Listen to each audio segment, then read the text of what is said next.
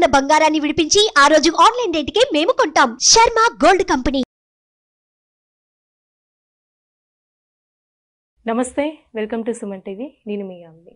ప్రస్తుతం మనతో ఉన్నారు ప్రముఖ ఆధ్యాత్మికవేత్త, ప్రముఖ జ్యోతిష వాస్తు పండితులు డాక్టర్ గుండపూడి శివ సుధీర్ శర్మ గారు ఉన్నారు. గురుగారితో మనం మాట్లాడదాం. నమస్కారం గురుగారు. శ్రీమాత్రే నమః. శ్రీ గురుభ్యో నమః. గురుగారు, ఈ క్రోధీనామ సంవత్సరంలో అసలు ఈ 12 రాశుల వారికండి ఏ విధంగా ఉంటుంది? ముందుగా మేషరాశి కాబట్టి ఈ రాశి వారికి సంబంధించి ఆదాయం కానీ వ్యయం కానీ రాజపూజ్యం అవమానం గురించి తెలియచేయండి.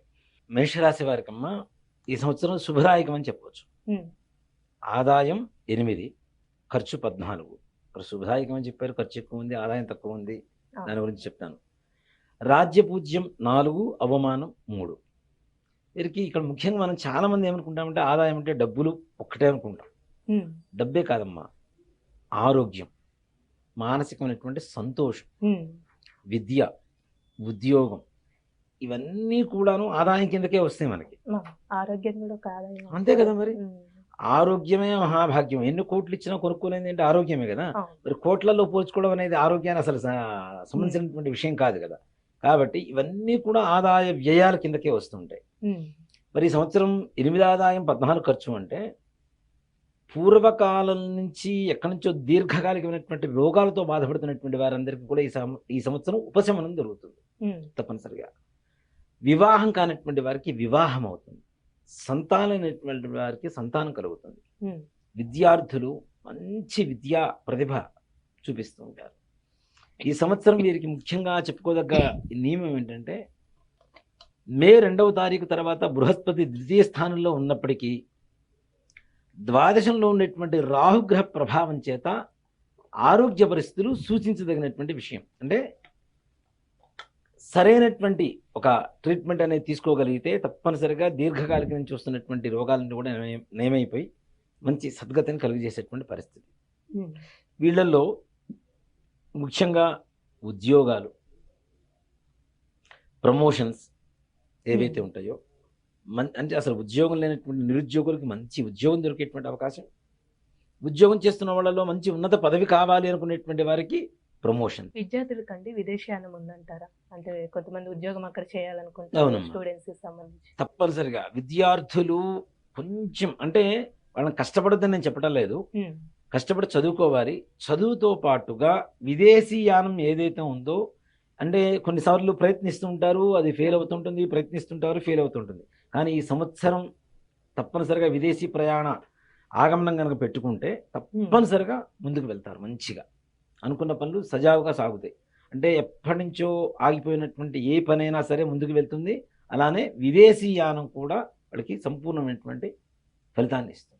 ఇప్పుడు వ్యవసాయం ఎలా ఉంటుందండి? ఇప్పుడు వ్యవసాయం వారికి కూడా మేషరాశి వారికి చాలా విశేషమైనటువంటి యోగం. భూమిని నమ్ముకున్నటువంటి మేషరాశి వాళ్ళకి ఎవరికైనా సరే విశేషమైనటువంటి యోగం కలుగుతుంది. నిజంగా అంటే అసలు మన సంవత్సర ఫలితంలో పంటలు తక్కువ ఉన్నా కొన్ని పొలాలు చేసే పండుతూ ఉంటాయి. అంటే పక్కవాడి పొలం పండదు, కానీ ఇంకొకళ్ళ పొలం మాత్రం ఎక్కువ అనుకున్న దానికంటే ఎక్కువగా ధాన్యాన్ని ఇస్తూ ఉంటుంది. అలాంటి వాళ్ళలో మేషరాశి వాళ్ళ ఫలితం కూడా ఉంటుంది తప్పనిసరిగా. కాబట్టి వ్యవసాయ వృత్తిలో ఉండేటువంటి వాళ్ళకి ఎవరికైనా సరే లాభదాయకంగా ఈ క్రోధినామ సంవత్సరం ఉంటుంది. రియల్ ఎస్టేట్ రంగం ఎలా ఉంటుందంటే ఇప్పుడు కుజుడు అధిపతి దానికి సంబంధించి అట్లానే అంటే ఇప్పుడు మనం వ్యవసాయం చెప్పుకున్నది కూడా భూమికి సంబంధించింది, అది బాగుంటుంది. కాబట్టి తప్పనిసరిగా రియల్ ఎస్టేట్ రంగం వారికి కూడా మంచి లాభదాయకమైనటువంటి యోగం కలుగుతుంది. రాజకీయ నాయకులు కండి, ఇప్పుడు రాజకీయ నాయకులు మేషరాశిలో ఉండేటువంటి వాళ్ళకి మధ్యస్థంగా ఉంటారు. మరి ఉన్నతంగా ఉందని చెప్పడానికి లేదు, మరి అసలు బాగా లేదు అని చెప్పడానికి అంతకంటే లేదు. మధ్యస్థంగా ఉంటుంది, కానీ పర్వాలేదు. వాళ్ళు అనుకునేటువంటి స్థాయికి నిదానంగా చేరుకుంటారు తప్పనిసరి. అలాగే ఇప్పుడు కోర్టు సమస్యలు ఉంటాయండి, చాలా పెండింగ్ లో ఉంటాయి. వాళ్ళకి సంబంధించి ఎలా ఉంటుందంటారు ఈ సంవత్సరంలో? ఈ కోర్టు వ్యవహారాలకు సంబంధించింది ఏవైనా సరే వాళ్ళ ఫేవర్ గా రావడానికి మే లోపల మంచి అవకాశాలు ఉన్నాయి. మే 2వ తారీఖు లోపల ఏదైతే వీళ్ళ కోర్టు వ్యవహారాలు ఉంటాయో వీటిలో వీళ్ళకి ఫేవర్ గా దిగ్విజయం పొందేటువంటి అవకాశాలు సంపూర్ణంగా కనపడతాయి. ఇప్పుడు వ్యాపారస్తులకండి, చిన్న వ్యాపారం కానీ పెద్ద వ్యాపారం, వాళ్ళకి సంబంధించి అసలు ఎలా ఉంటుందంటే నిజంగా చెప్పాలి అంటే మేషరాశి వాళ్ళలో చిన్న వ్యాపారస్తులు ఈ సంవత్సరం మంచి స్థాయికి ఎదిగేటువంటి అవకాశం ఉంటుంది. మీరు అన్నారు కదా చిన్న వ్యాపారస్తులు పెద్ద వ్యాపారస్తులని. చిన్న వ్యాపారస్తులు వీళ్ళలో 100లో 90% మంది పెద్ద వ్యాపారస్తులుగా రూపాంతరం పొందడానికి మంచి అవకాశం ఉండేటువంటి సమయం ఈ ఈ సంవత్సరం సంవత్సరం ఉంటుంది. మేషరాశి వాళ్ళకి కలుగుతుంది. ఇప్పుడు భార్యాభర్తల మధ్య కానీ సంతానం పరంగా ఎలా ఉంటుందంటారండి? సంతానం అనేది కొంచెం మొండితనంగా తయారవుతుంది. అంటే మ్మ్. మాట వినకుండా ఉండేటువంటి లక్షణాలు ఎక్కువగా ఉంటాయి. అలానే భార్యాభర్తల మధ్యలో కూడా వేరే వ్యక్తుల వల్ల వీళ్ళిద్దరి మధ్యలో తగాదాలు రావడం, ఉమ్, అవి సమసిపోతాయి. చిన్న చిన్న సమస్యలు కానీ పెద్ద చెప్పుకోదగ్గంత సమస్యలు కాదు. కానీ చిలికి చిలికి గాలివానయ్యి పెద్దగా తయారయ్యి ఆ తర్వాత మరలా ఆ సమస్యలు సమసిపోయి వీళ్ళిద్దరు మళ్ళీ అవగాహన అనేది తప్పనిసరిగా కుదురుతుంది. సంతోషంగా ఉంటారు. గురుగారు, ఈ రాశి వారికి సంబంధించి ఈ సంవత్సరం మొత్తం ఇంకా మెరుగైన ఫలితం రావాలంటే ఎలాంటి పరిహారం చేసుకుంటే మంచిదండి? మంచిదమ్మా. ఈ రాశి వాళ్ళకి ముఖ్యంగా రాహుగ్రహం ద్వాదశ స్థానంలో ఉన్నటువంటి కారణం చేత ఉమ్, దుర్గాదేవికి ఎంత పూజ చేస్తే అంత బాగుంటుంది. అమ్మవారి చాలా విశేషంగా ఉంటుంది అమ్మవారికి పూజ చేయడం వల్ల.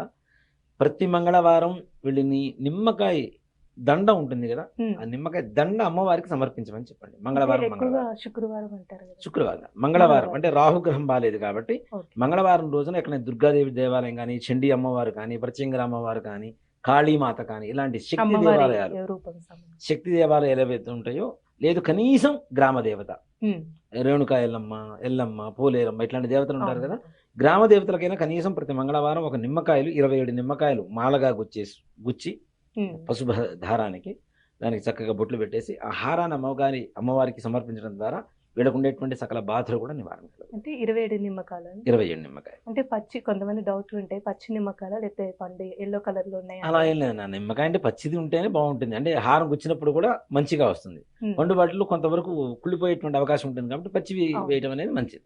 ఈ ప్రతి రాశికి ఒక్కొక్క సమస్యలు.